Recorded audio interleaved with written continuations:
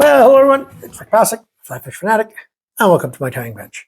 I'm still here when I'm recording this in San Cristobal de las Casas in southern Mexico. We that way about 80 kilometers, and we're in Guatemala.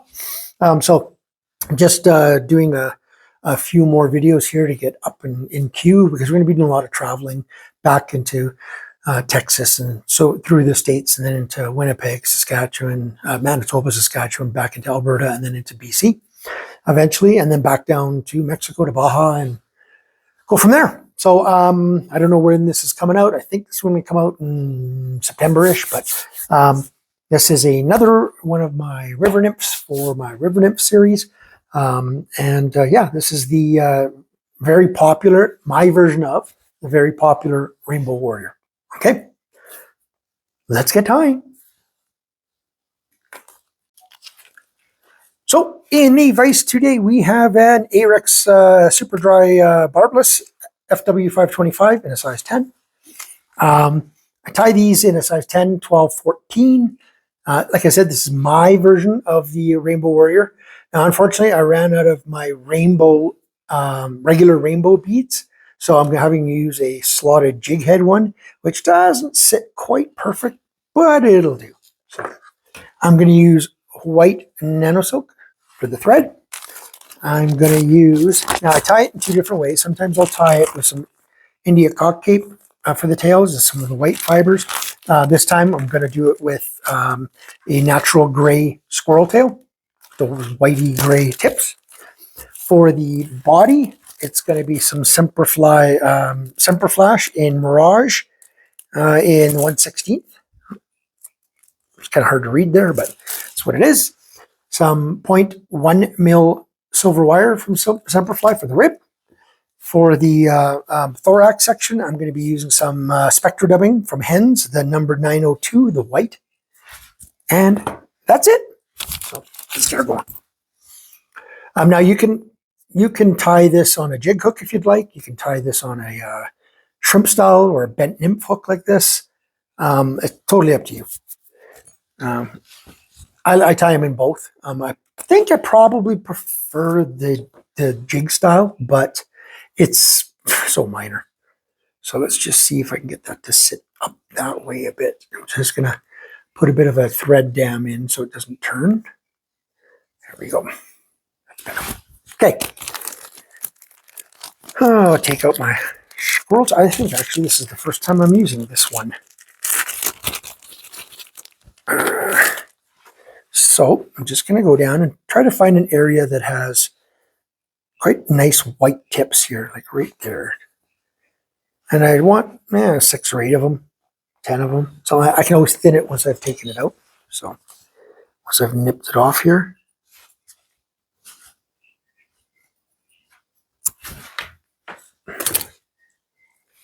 So they don't need to be lined up perfectly. It's kind of nice to actually have them a little uneven. So I'm going to go about that body length past, so about there.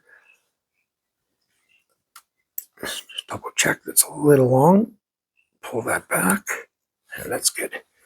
And then just make sure this stays on top. Come back to my, just before the bend there. Okay, and then I'm going to go under it and pull forward and over top.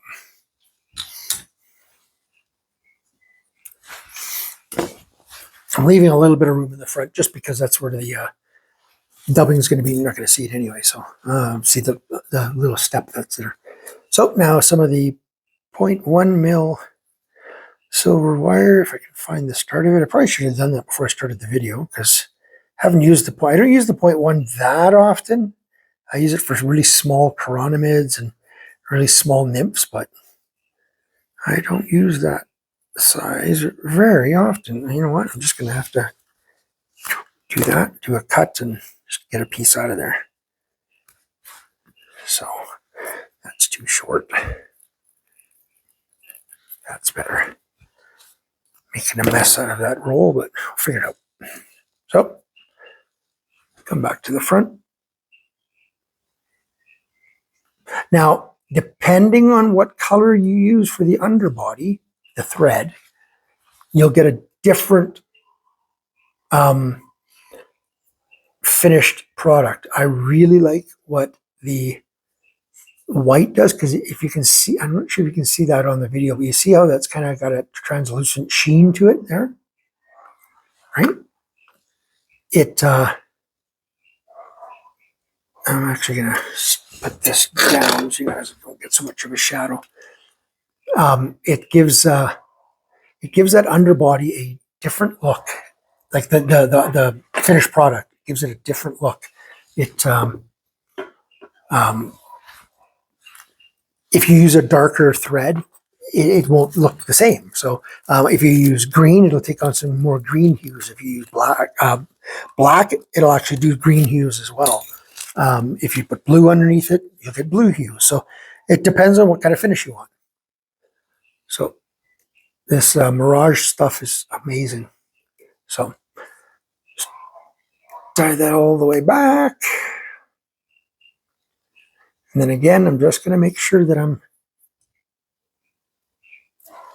flattening my thread, and then I'm going to cover all the way back.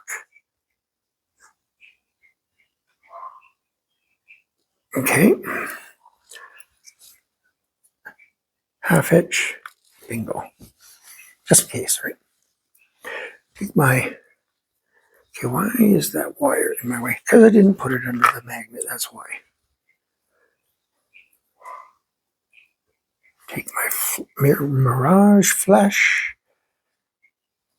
And again, if you overlap by a long distance, it'll again change the overall color of this fly, right? Because it's going to be thicker and it's not going to show the underbody as much and so on. So there's some things to think about when you're doing this.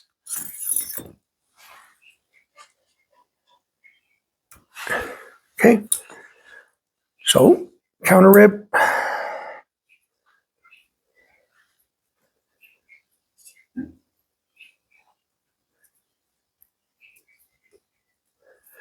The silver rib will give it a bit of a sheen, but more than anything, it's just something to help hold that Mirage together.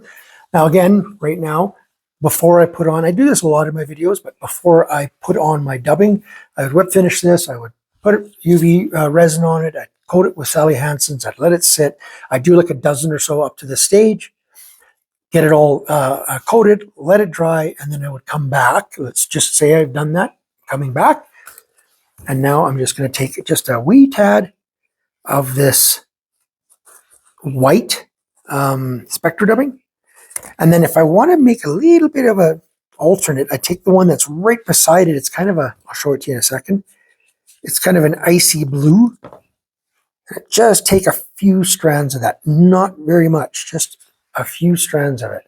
And it's this icy blue here. Okay.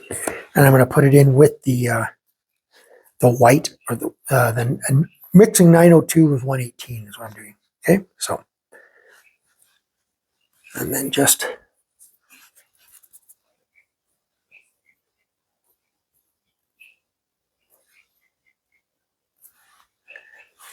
get that started. Make sure you give that tighten that up every time.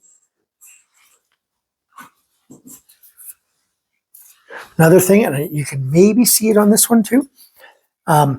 When you're using, especially when you're using white dubbing and these synthetic dubbings like this one is, the Spectra, make sure your hands are clean. I don't know if you can see that, but I've got a little bit of dirty fingers when I'm dubbing here. And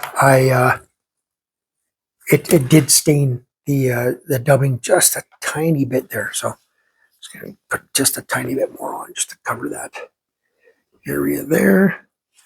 I do a whip finish.